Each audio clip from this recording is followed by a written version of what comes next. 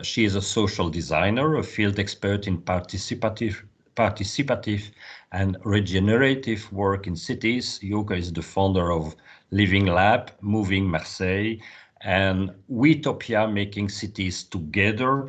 And I think that the presentation will be focused especially on these projects. These projects cover different countries, and she's sharing, I would say, her activity between cities like Cape Town, Ostende in Belgium, and Marseille, south in France. Okay. Thank you. Thank you. Thank you for having me. So excited to be here in this great company of these great women. I'm sorry, Christian, but I'm very happy to share my story about Wetopia. I only have 10 minutes, so I try to do it as good as possible within this time. So yeah, I could say I'm a cultural entrepreneur. I never saw me that way, but okay, I am, I think. And I want to talk about Wetopia. Wetopia is a project I set up together with Kevin Kimwille. You see here also a picture of him. And what we try to do is to create as much as us as possible, creating us. That's our mission, and it's very nice to do it together with Kevin. He's born and raised in Kenya, but works in South Africa. I'm raised in Belgium. I work a lot from France, from Marseille. So he's a male, I'm female. So it's a nice combination, I think. You can go to the next slide, Ruba. And what we try to do is to create us that can emerge in different shapes. This is a picture of a group we worked with in Cape Town, or Wetopia Learning Program for Policymakers. And in this bunch of people, you see the right hand of the mayor of Cape Town. You see an activist of an illegal occupation in the V&A waterfront. You see an activist and social innovators from the townships. You see the marketing manager of the V&A. You see counselors and so on. And this is exactly what we try to do within Wetopia, bring people together who would never talk and try to create new alliances. Next slide, Ruba. And yeah, maybe I think this group here is certainly convinced yet. But why do we need Wetopia? Of course, we need to improve our democracy in cities because I think we all are convinced that change happens in cities on a local level in a specific context. All roles are important. That's very, very important to say, because I'm a social designer. I have a background in politics. My colleague Kevin is an architect, and we both come from worlds who are really top down. And for us is this bottom-up approach and the recognition that all roles in society are important is key for Wetopia. And of course, what we do tries also to fight segregation between people, but also between places. Example is the north and the south of Marseille. Of course, we need more together. The polarization, I don't have to tell you, is bigger than ever. And of course, we also have to be aware that the real knowledge and the experience is among the people themselves, and we have to use this knowledge as much as possible. Next slide. And that's how I try to present it in the most simple way as possible. So a traditional view would be that we all hide under the umbrellas politicians keep open for us.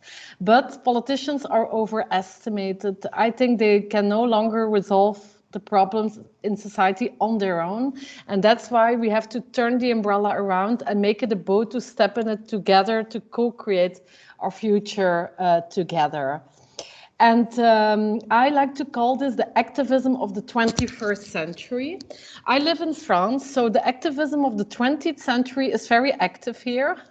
We have a manifestation every day, let's say, and it's good. We're not against activism of the 20th century in which we try to make our point, but Wetopia fully embraces the activism of the 21st century, meaning we roll up our sleeves and we just start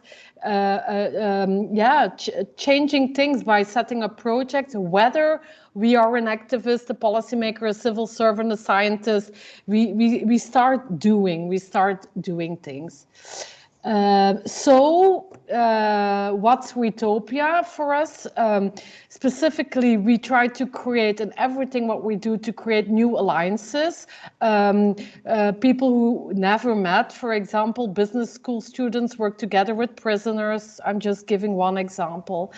We try to create a common space for collaboration.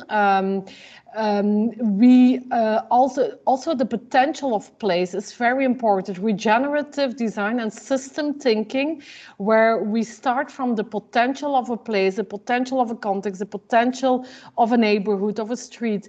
That's where the whole thinking starts. We think we can do it anywhere on any subject, whether it's in the slum of Nairobi or it is at the V&A waterfront of Cape Town, and also on every topic. It's a way of looking at the world and approaching the world. And of course, we want to do it with people who are committed and who really want change. We are not going to do these fights with people who don't want change. So this is for us really key in Wetopia. And how do we do it? I think I have a few minutes left, and I would say, Ruba, just go through the slides. There's a lot of pictures. This is, for example, in Cape Town, not too fast, Ruba. This is, for example, in Cape Town, where we always work with cultural platforms. So this is a decision we made. We don't want to work directly with local how do you say it, collectivity governments, local governments, but we really work here, for example, with Open Design Africa. Yeah, you can go. And here you see a few pictures of what we did in Cape Town. Yeah, you can go faster now. But this is also important. It's not only about thinking, it's also about doing. So it's not only sitting in a room and co-creating solutions, it's also developing this. In Marseille, for example, our partner was Manifesta, the cultural, the art biennial. We did these are the students, the business school students in front of the prison. We just came out of the prison where we did a workshop with 9 boys, same age, same city, but 2 complete different worlds. They would never meet each other. So, and what do they have in common? Their city and the solutions and the possible for their cities. And that's what we did in the Tour de tous les possibles. We set up 20 workshops with 40 different groups. We do it on emblematic places. We always work also with people who draw. You see it here. So to make things visible, to image really the ideas that emerge, but also the next step is bring this into practice. So we really try to encourage this. This is Nairobi. You can go quickly here. We worked around energy solutions in a slum, the biggest slum of Africa. Even there, we could work online sometimes. This is also a very nice one I really liked last summer in the frame of the Festival of Architecture in Ostende, the Flemish Festival of Architecture, where we set up in 3 neighborhoods, a very deep process of 7 meetings each under a tree in the middle of their neighborhood in summer. And with this group of 10 people in 3 neighborhoods, so we had 30 people, we co-created the narrative of the neighborhood, the role of the neighborhood for the bigger challenges of the city, again with illustrators. Then we brought the 3 groups together, and we even made a show. You see it here. So in the cultural center, we presented the ideas of the people, and then maybe the last thing. So yeah, Tunis. We are planning to work with youngsters, young artists from the MENA region. And this is the last thing I'm going to say, and I think it's important. Sometimes we also focus on one of these roles. For example, entrepreneurs. What we did here in Marseille, Rotterdam, Antwerp, it's a European Social Fund project. We invite entrepreneurs. You can show them on the next slide. And these are entrepreneurs we think are real catalysts for an inclusive society. So they really are the change makers. I'm saying they are the policy makers.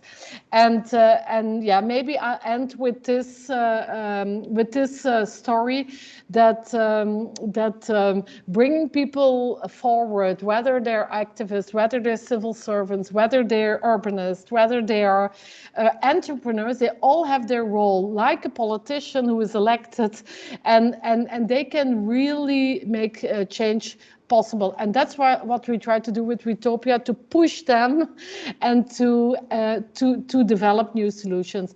And for us, we are entrepreneurs, of course, because these kind of activities like the urban field trips, it's a way to have money to do our projects. So of course it's also a business for us.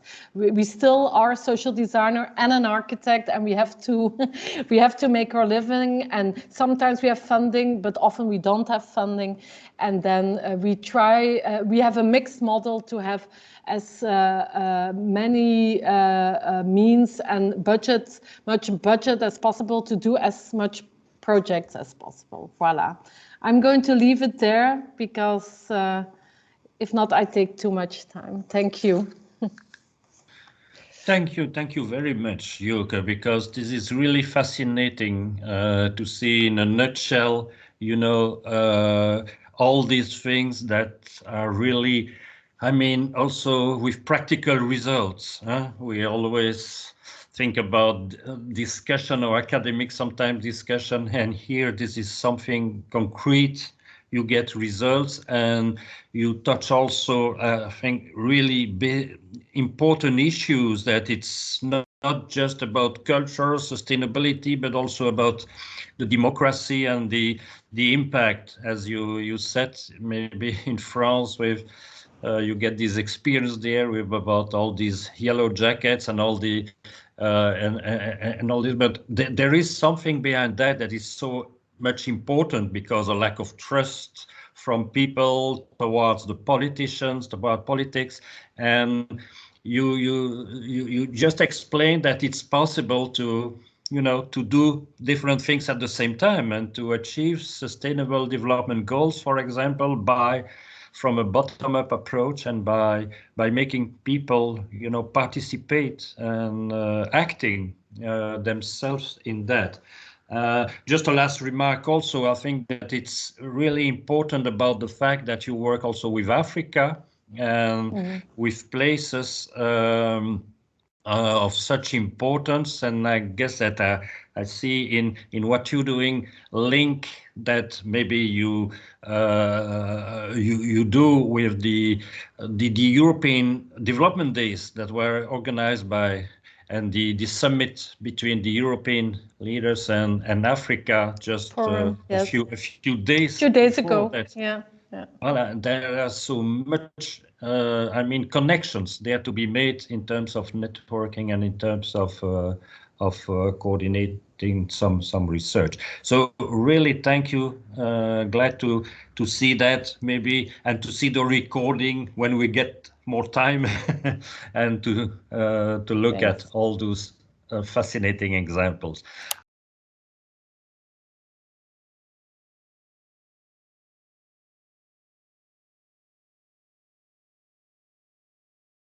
And our second speakers will be Dr. Ege Yildirim. She's an urban planner, a heritage conservation specialist with more than 20 years experience working in Turkey and internationally. Her work focuses on heritage policy and governance, UNESCO World Heritage, sustainable development.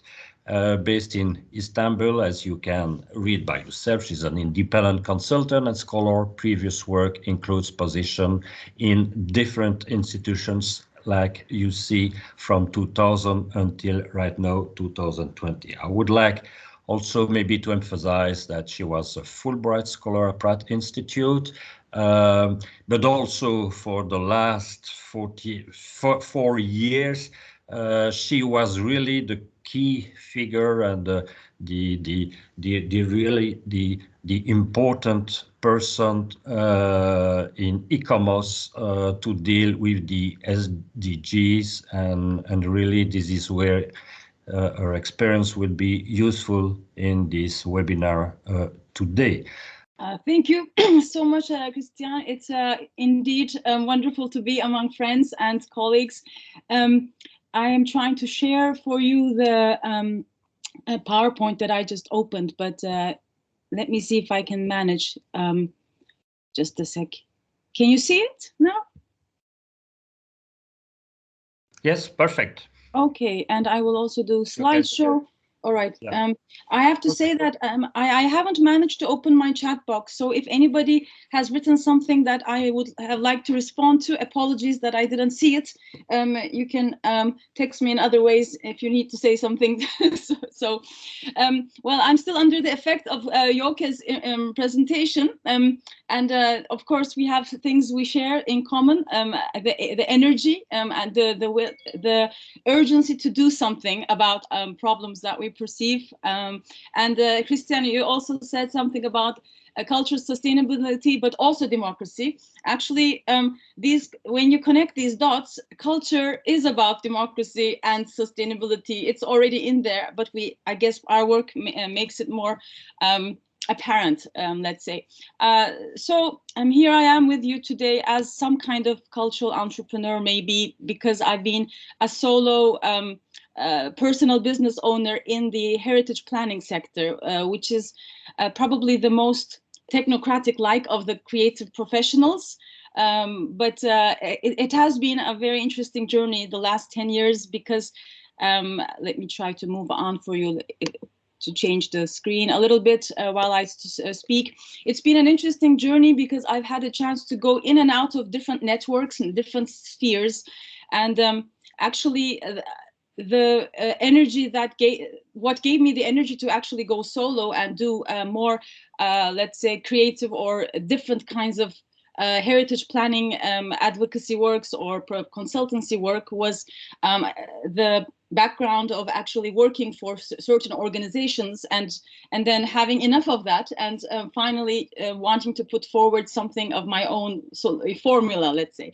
But anyway, we are all agents. I should just connect us to this slide here by the word agency.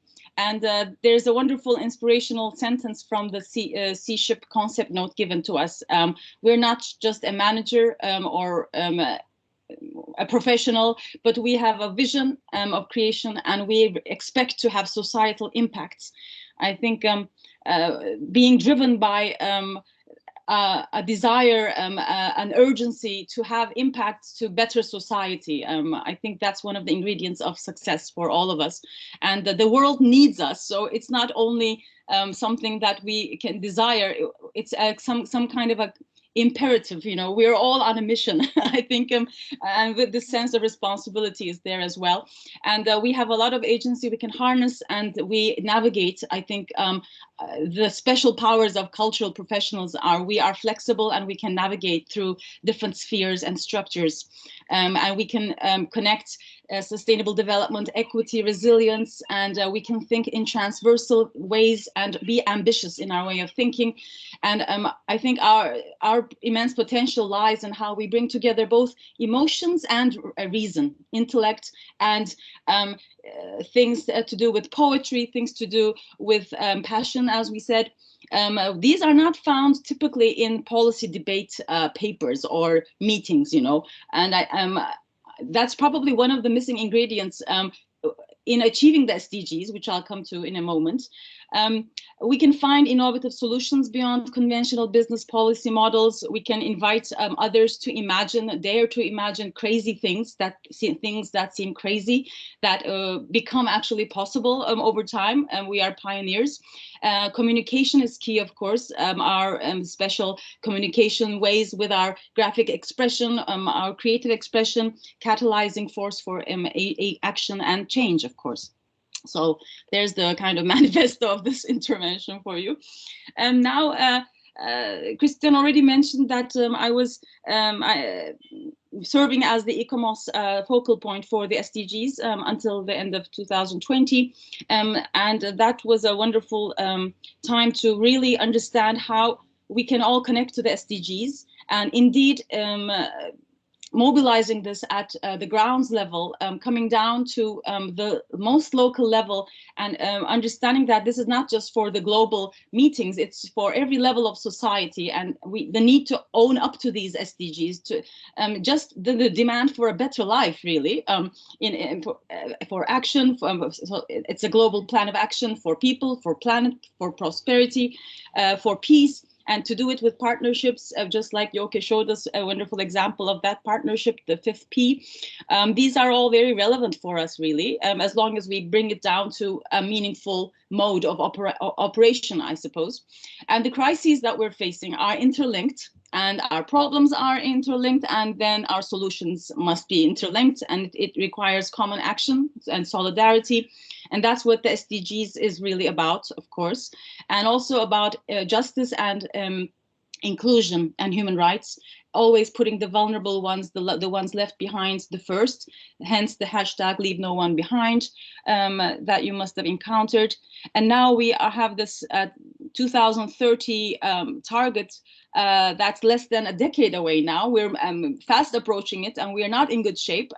So there's a lot of cause for despair or alarm, but it's also an opportunity to be actually to channel it into our energy and our rage to do better, you know.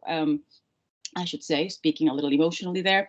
Now, moving from the SDGs, I'm just going to show you some example selections of the different kinds of advocacy networks that I've been exposed to or supporting in the past years. And the thing is that as cultural actors, or our sector in the cultural field, we have been somehow left behind, also undervalued and underutilized. And there's a lot of not only economic value, social value, human capital value that development actors and the development world are failing to see. We are, hence our potential. And so a lot of the advocacy has been the recognition of culture as a goal. There was a campaign for a culture goal. It was not possible to have it as a goal in 2015. Now there's a new advocacy for 2030, of course, connecting it to climate change. And these different strands are synergizing in many ways. I was working with ICOMOS very actively, but now we have this Climate Heritage Network, our World Heritage. G20 has taken up, and the Global Parliament of Mayors and the United Cities local governments have really taken up the culture banner very strongly. And as experts or professionals, you know, there's always room for us, I think, to get in touch with those policy spheres. And fill the gap, fill the science policy gap, fill the culture and the development gap. So this is a moving target, and the processes, you know, we still have a long way to go, but there's a lot of action on the field, and these are good to know and tap into wherever, as cultural professionals, we find something relevant for ourselves, something we can see ourselves being valuable contributors in. So then I'll just touch on the scope of how culture is so multifaceted, you know, the scope of the cultural professionals world. We have so much to do with how society works. It's really the underpinning of society, and it's important to remember this. Culture is always relevant. It's everything to do with human societies, how we characterize ourselves. I'm a heritage professional, so moving on a little bit more specifically to what heritage means, it's about, you know, the identities and values of a society and how we pass them from generation to generations. That's how we define it since many decades. But now the culture, nature connection and the people connection, how it has to be a people-centered approach. This is emerging as important connection points, and now a lot of our heritage definitions are being oriented towards sustainability and how heritage, cultural heritage, how preserving this cultural accumulation of societies is sustainability itself. There is a very, very famous saying by an American preservationist, Carl Elefante: the greenest building is the one already built. The building that embodies all the memories, all the experiences accumulated over time that people have put on top of each other, the things that give us grounding and strength and inspiration. So there's a lot of ways to define heritage now in terms of sustainability. And here I'm also using the cover of a recent report where I was main writer for UCLG and the Culture 2030 Goal campaign. We looked at the local government reports, reporting on their progress on the SDGs to the UN and how they've talked about culture. And you can see here a word cloud of which words they used most in their reports and the types of cultural references they have. I also have to say that the cultural percentage is always behind, of course. We looked at national reports 2 years earlier, only 5% of the whole set of the other spheres of development, the social, the economic, the environmental keywords, plus the cultural keywords. And culture lags behind. It's about 5% in VNRs, the voluntary national reviews, and with VLRs, the local reviews, it's 13%, so a little bit better, still lagging. But I think local governments understand the power of cultural diversity or cultural activation of citizens for participation. They understand it better. Now I think this will be my last slide, as I'm already running a little late. Sorry about that. I'll try to wrap up. So this is really now the end of the opposite side of the coin for me. I've been talking about how these international advocacy networks operate and these big ideas, but it really means nothing if you can't localize it, you know.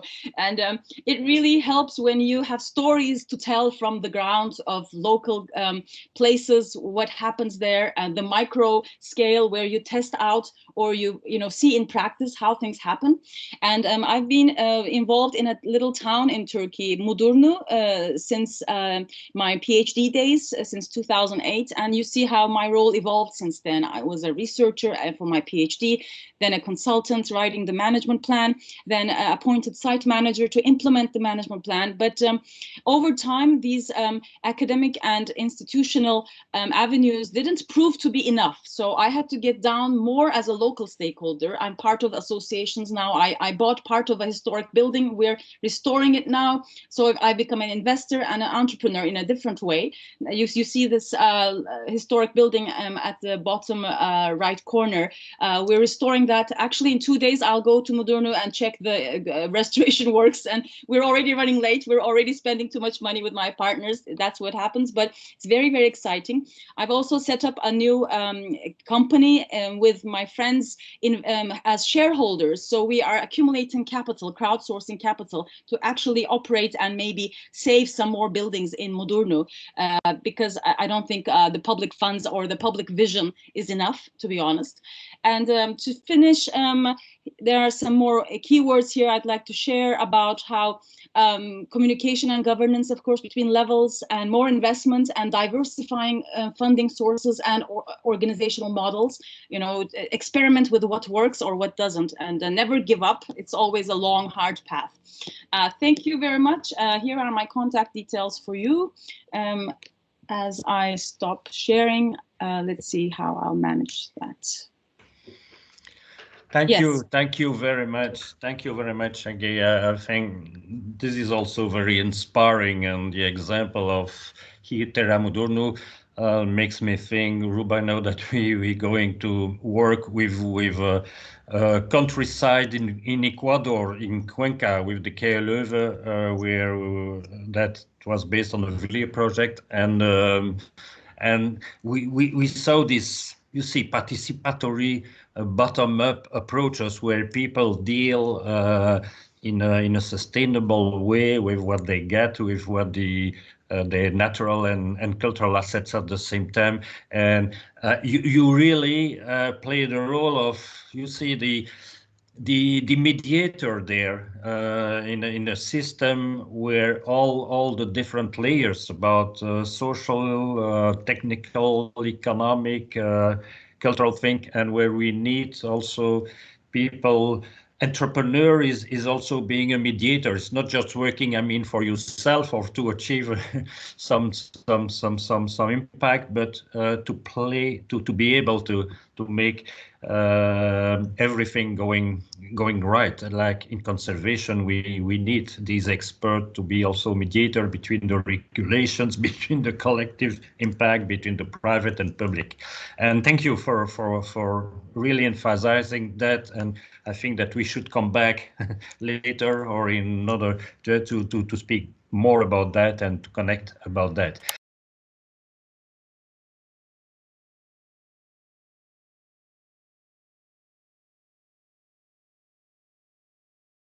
From Elena Borin. Elena Borin is from Italy originally. She is associate professor for the Link Campus University in Rome, Italy, and member of CERMES, a research center in management, economics, and local development.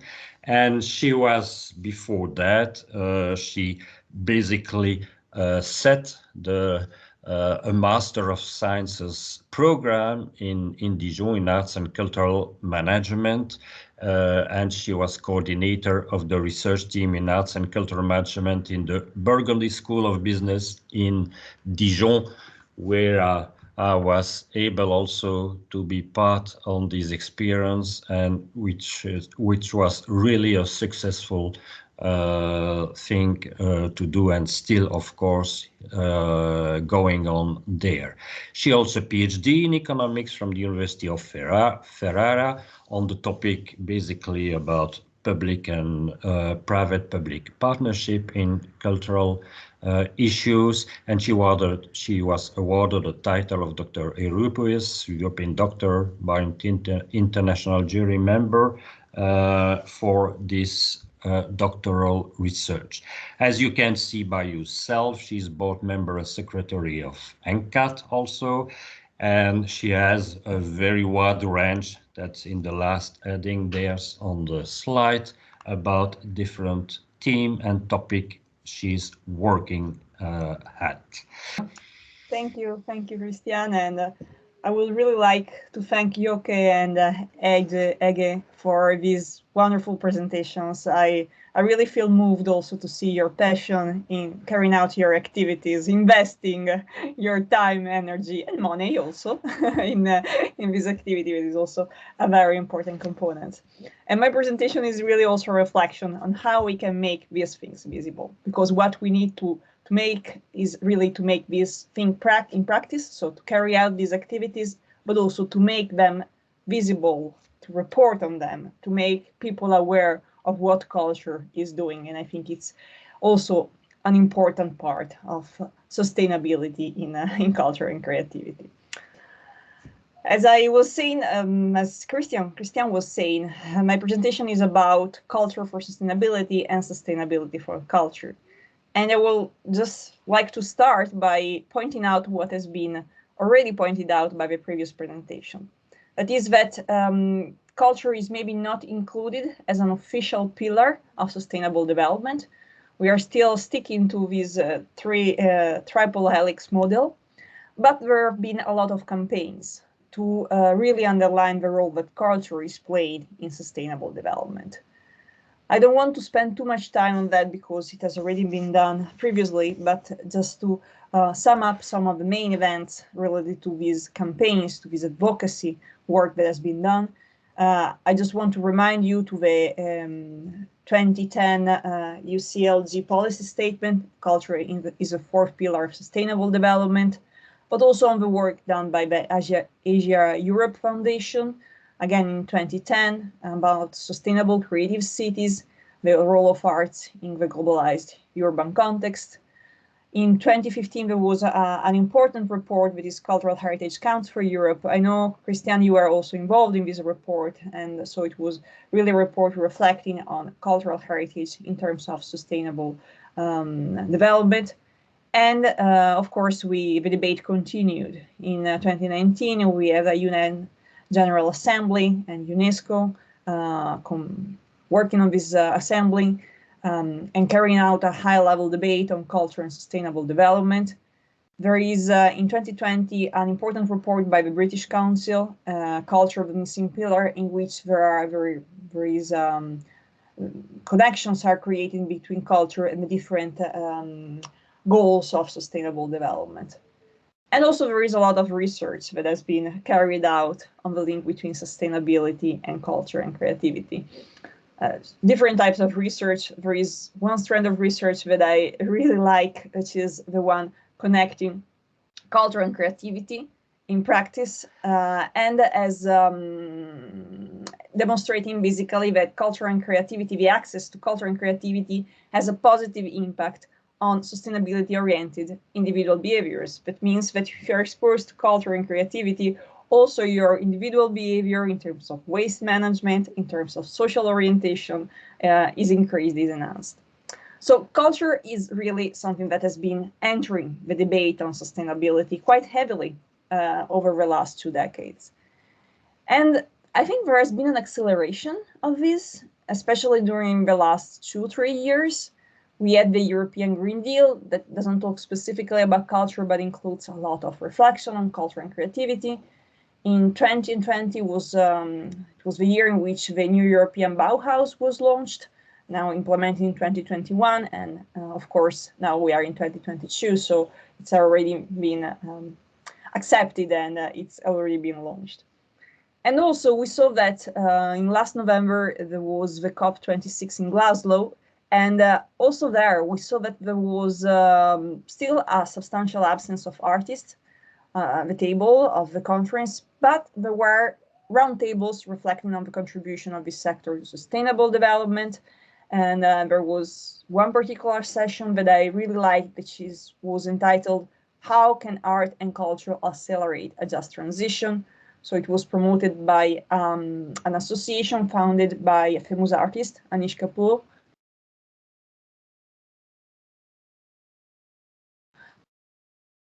the role of artist, creator, and environmentalist on the topic of transitions through art and culture as accelerators. So this is, in my opinion, something that is accepted, established. Maybe it needs to be, we're still a long way to go, as Ege said, but it's something that is more and more recognized, in my opinion, in the sustainability paradigm. What I think it's still a little bit missing is really the part in which we make these sustainability practices with all the cultural and creative industries by themselves. So the small ones, the different associations, the different agencies, the different industries that are operating in the cultural and creative sector, the entrepreneurs that are operating in the creative sectors, what they are doing individually as entrepreneurs, as agencies, as associations, in terms of sustainability, in my opinion, is still not so much visible. So we know about the general impact, we know about the importance of culture in general, we know that there are many organizations and associations working on that and having an impact on the sustainability development, or sustainable development. But still, in my opinion, we have some work to do in terms of reporting all these efforts, making them visible, making them also relevant in terms of data for policy action and policy implementation. And this is something that people, governments, advocacy groups have been tried to deal with, especially over the last, I think, 5 years. And there have been several efforts, in terms of macro level, I just want to mention here the case of the UK. So the environmental responsibility is one of the 4 investment principles of the Arts Council England 2030 strategy. So the Arts Council England developed a strategy of development in which the environmental responsibility is highlighted, and they are also setting guidelines on how to draw an environmental or a sustainability report highlighting the impact that the different organizations are having on in society. So the Arts Council England is trying to fill this gap by giving guidelines on how to implement this reporting for cultural and creative organizations. And another initiative that I would like to mention is also the initiative by Julie's Bicycle. So Julie's Bicycle, you probably know, it's a very famous organization located in London, so again in the UK. And they are working on, they are trying to connect culture and creativity with sustainability. And in 2020, they elaborated a framework for environmental actions for museums that is highlighting not just the traditional impact on societal sustainability, but also the environmental impact that these museums are having.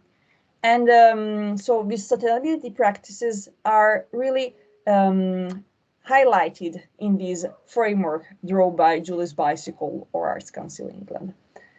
And I put in this slide also the links to these reports and to these frameworks. And I invite you really to have a look at them, because as you will see, they speak about environmental framework, museum environmental framework, but still there is a high presence of all the aspects that have been highlighted also in the previous presentations. So how culture and creativity are working on having a positive impact, for example, on social aspects of sustainability, or also on economic aspects, bringing positive results in terms of economic developments of the different communities. And then in an even more specific level, this sustainability reporting is becoming a practice also in different cultural and creative industries and organizations. So I'm talking really about the micro level. So how these organizations are trying to report about their practice in their annual reports. So we have several examples from basically all sectors.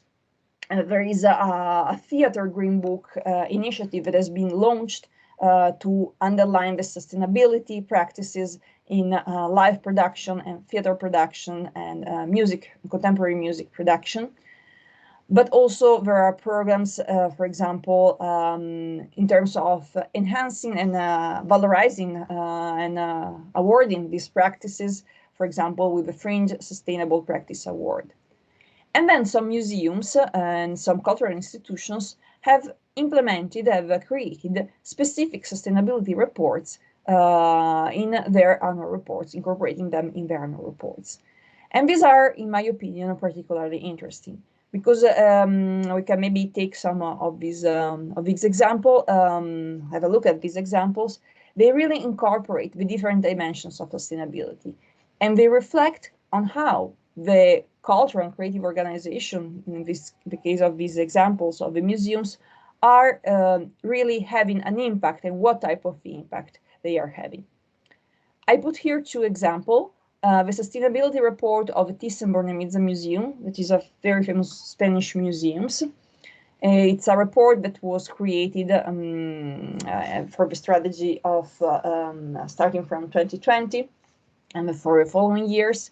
And it's a sustainability report that commits to the 2030 agenda. And of course, it highlights the sustainability practices of a museum in terms of economic, social, and environmental sustainability.